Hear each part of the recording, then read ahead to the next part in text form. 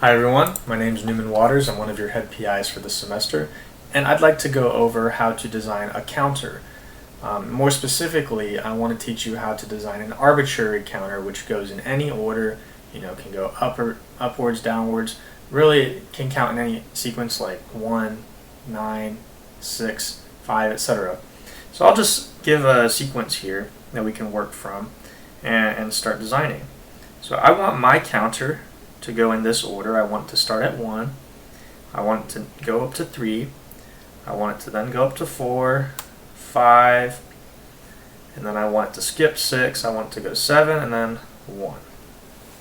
Alright, and I'm just doing this to showcase that you can design this however you want. And if you want it to just go 1 through 9, you can also do that.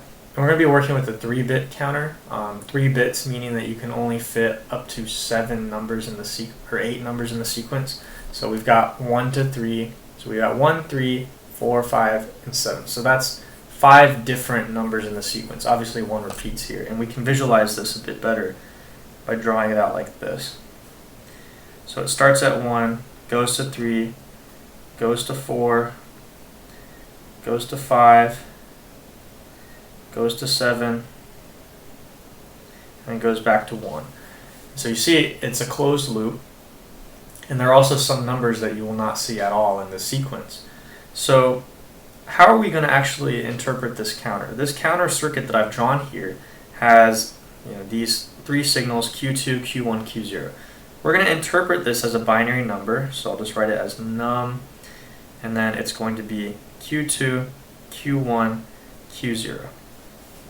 Alright, so whatever we read out, Q2, Q1, Q0 is the number in the sequence. So if it's 5, these outputs should be 0, 1, or 1, 0, 1. Alright, etc. And that's how we're going to interpret our counter. We need to have some combinational logic, which you can see in this block here, that dictates, okay, what is the next value that needs to be sent out to these outputs here?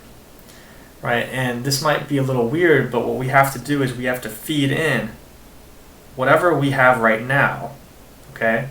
Whatever our output is right now, feed it back in as an input to our circuit, and then what we do is we design combinational logic as if Q2, Q1, and Q0 are inputs, and then the outputs here of the combinational logic, which we can designate as something like Q2 plus, Q1 plus, and Q0 plus, those are going to be our outputs, and so that's what it'll look like in any truth table that we design. So what we can do is we can write out the truth table for this as if Q2, Q1, and Q0 are inputs, okay? And then Q2 plus, Q1 plus, and Q0 plus are our next state outputs. So this is next state. Oops. And this is current. And you'll kind of see what I mean once I start filling this out. So let's put in all of the possible combinations of Q2, Q1, Q0. And we'll do this in counting order to make it simple. So this is all 8 combinations of the inputs that we could have. However, if you look at the sequence, we don't actually use some of these things, because remember, these are our Q2 to Q0 values. But when, in this first case where it's 0, I'll just write them out so it's easy to, oops. When, our number is 0, well, what's going on? We don't even have that in our sequence. So what this means is if we have Q2, Q1, Q0 all being 0, we don't even care what the next state is. It's never going to happen in our circuit, so we're just going to ignore those things. Now, if our inputs are 1, so if our current state is 1, we're in this state, what do we want our next state to look like? Well, we want it to be 3, right? So what is 3 in binary? We just fill that out. So we do 0, 1, 1. And that models this transition here. Now, if it's 2, we don't have a 2 in our sequence, so this is never going to happen. It's never going to occur inside of our counter, so we don't care about those outputs there. They have no impact. 3, well, 3 goes to 4 in our little circle there, so that means that we write 4. And then 4 goes to 5, so in our table we say 4 goes to 5. And then 5 goes to 7, right? Just based on the table, based on the diagram there. And then 7 goes to 1, or 6 goes to nothing, right? Because we don't have anything. And then 7 goes to 1. And so this is our truth table for our current state and next state. It's relatively easy to understand. It's just a direct mapping of this that we've got here. Now the important thing to note is that we are using D flip-flops. So we've got these 1, 2, 3 D flip-flops. They have specific behavior. They're relatively easy to understand. Essentially whatever goes in is whatever comes out after a clock cycle. So you don't really have to deal with any complex inputs to the D flip-flop. So an important thing to note is this table here that indicates the D flip-flop's excitation levels.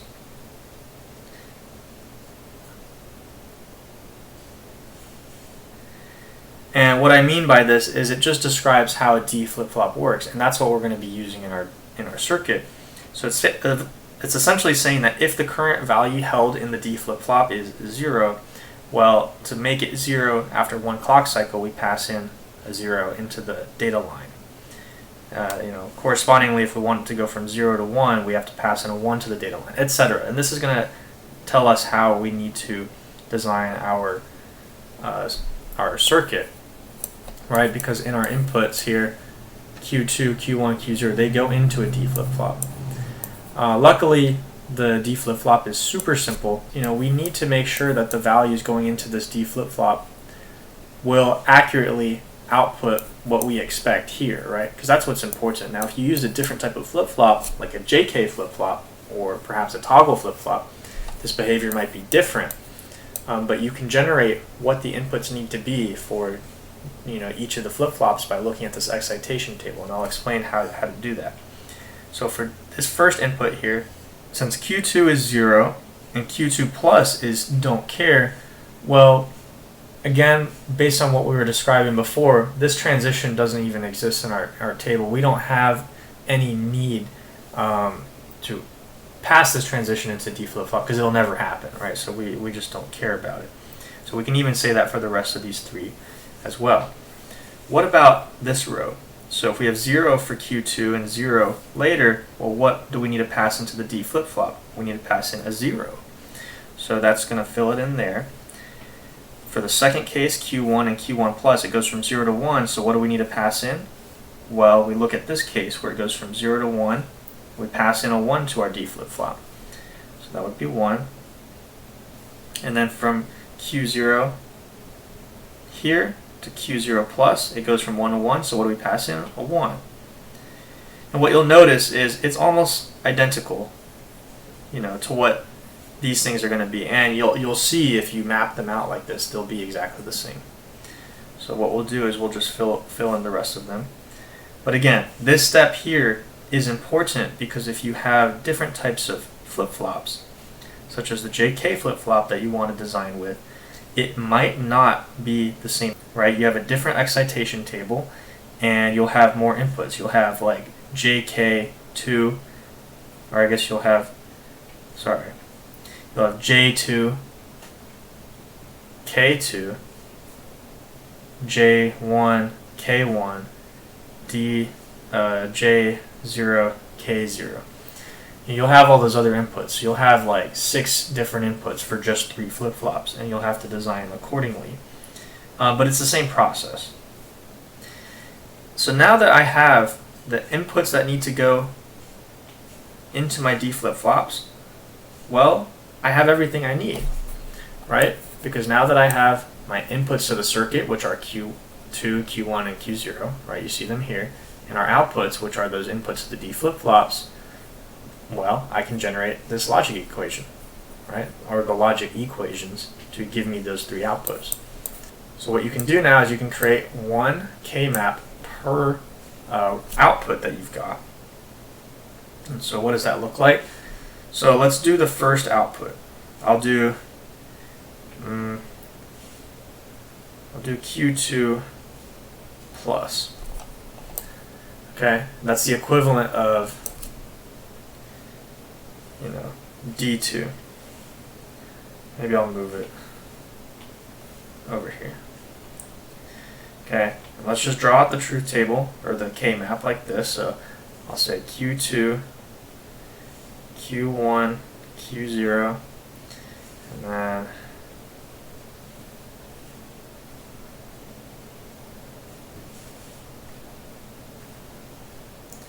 so we'll just label it 0, 1, 0, 0, 0, 1, 1, 1, 1, 0. And then we'll fill out the truth table just based on, we'll fill out the K-map based on the truth table. So for K2, or Q2, we have x, 0, 1, x. And then we have 1, 1, 0, x. And so now we can generate an equation for Q2 plus slash D2 plus. Again, I'm writing them the same way because they end up being exactly the same. Like those two sections here are exactly the same. And we can solve by grouping the ones together. So I can group those two ones together. That gives me Q2, Q1 not. And then we can group this one here with this don't care. So remember, don't care values you can group with either ones or zeros. In this case, this is perfect for us because now it gives us a pretty simple term of Q2 and then Q2 not Q1. So doing our sum of products, we just add those together and we get an equation Q2 plus equals Q2 Q1 not plus Q2 not Q1. Alright, I'll go ahead and do the other equations. So to group these ones, I can just group these two. And it gives me a term of Q1 not Q0. And that's actually just our entire equation. So Q1 plus is just equal to that. Very, very simple. So now let's do our groupings. We can group these four together. Remember, there's a don't care here. And we can group these two together. And now we've covered all the ones. So this term here is Q1 not Q0. And then this term here is, I think it's just Q2, yeah. Which is really perfect. And then we get an equation Q0 plus is equal to Q2 plus Q1 not Q0. Okay, great. So now we have three equations. We've got this one, we've got this one, and we've got this one.